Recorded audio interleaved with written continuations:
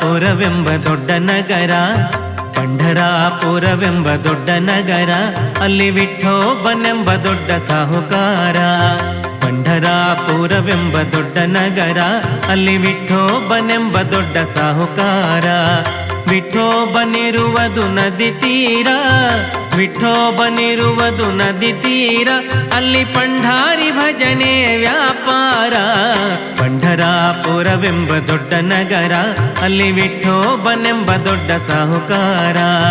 ಪಂಢರಾಪುರವೆಂಬ ದೊಡ್ಡ ನಗರ, ಅಲ್ಲಿ ವಿಠೋಬನೆಂಬ ದೊಡ್ಡ ಸಾಹುಕಾರ. ಜೈ ಜೈ ವಿಠಲ ಪಾಂಡ